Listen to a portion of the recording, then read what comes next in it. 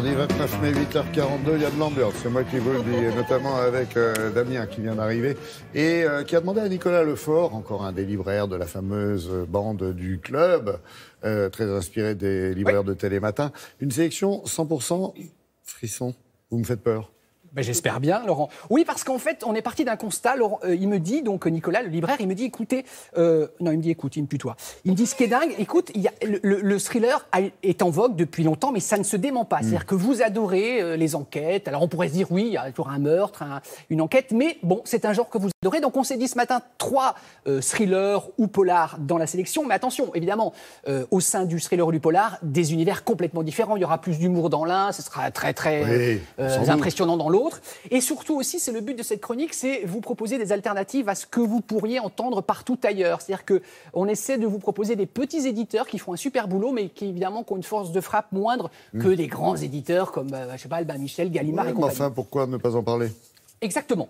Alors, donc en plus, vous allez avoir du polonais, on va avoir un sud-coréen et un français. On commence justement par un romancier polonais. Alors, pardon s'il nous regarde ce matin.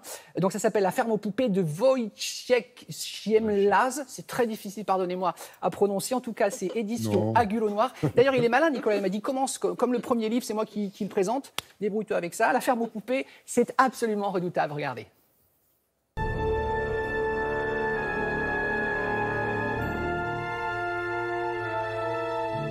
Première page, première ligne, une petite fille est enlevée.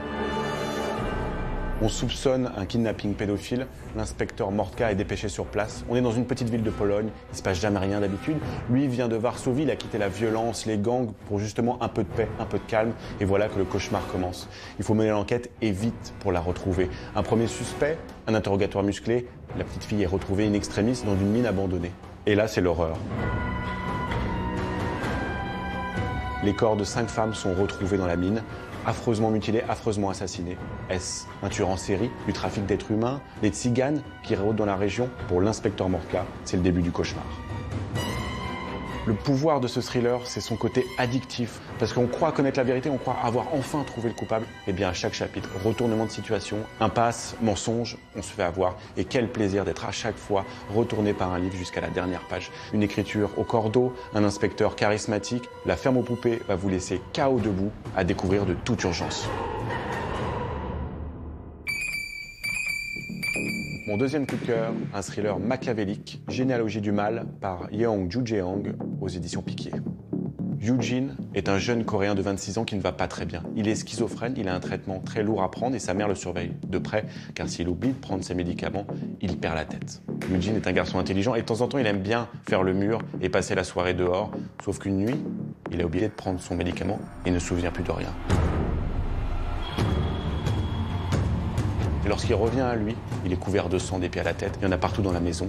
Visiblement, ce n'est pas le sien. A-t-il tué quelqu'un? A-t-il blessé quelqu'un? Et si oui, qui? C'est le début d'une enquête par lui-même pour comprendre ce qu'il a fait cette fameuse nuit-là. Y a-t-il eu un secret à l'origine de ce mal qu'il habite? C'est ce qu'on va découvrir dans ce thriller glaçant et obsédant. Si vous avez aimé Le Silence des agneaux, vous allez vous régaler avec Généalogie du mal.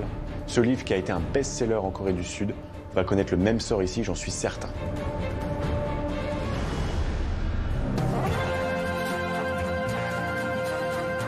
Et pour terminer, un roman noir à l'humour ravageur, Mamie Luger de Benoît Philippon, aux éditions Equinox Les Arènes.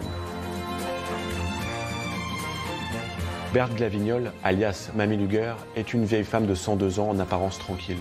Pourtant, lorsque la gendarmerie débarque chez elle à 8h du matin, c'est à coup de carabine qu'elle va les recevoir. Elle est accusée d'avoir hébergé un couple de criminels en cavale, mais c'est peut-être pas son premier fait d'armes. L'inspecteur Ventura qui mène l'enquête s'attend à une affaire vite résolue. Et pourtant, il va se rendre compte que cette mamie centenaire, elle a peut-être utilisé son pistolet plus d'une fois. Car Berthe est une battante, une guerrière, une femme dure à cuire et qui n'hésite pas à résoudre les problèmes, qu'il s'agisse d'un mari violent ou d'un criminel de guerre, à coups de pistolet. C'est un roman à la fois drôle et tragique qui véritablement va vous faire éclater de rire lorsque vous entendrez les réparties cinglantes de cette mamie qui a une prose aussi développée qu'un Michel Audiard à sa meilleure heure. Elle a vécu une vie absolument incroyable, elle a aimé passionnément, elle a souffert terriblement et l'alliance en permanence du rire et des larmes fait de cette lecture un moment inoubliable. Bonne lecture à tous. Le plus drôle, le plus original, c'est celui-là, le dernier, Mamie Oui, Luger. parce que c'est une mamie flingueuse. 102 ans, serial killeuse. Enfin, Alors, vous passez vraiment, alors du rire aux larmes, c'est un peu galvaudé, mais vous passez en tout cas de franches rigolades à des moments plus émouvants, parce que cette mamie, elle a traversé le siècle, à une époque où, en plus, elle avait un mari qui était peut-être un peu violent, et où les femmes, il y a 60 ans, n'avaient pas beaucoup de droits. Donc, elle réglait les problèmes à la carabine. Voilà. Donc, c'est très original. Toutes les coordonnées, évidemment, de ces 3 livres sur notre site.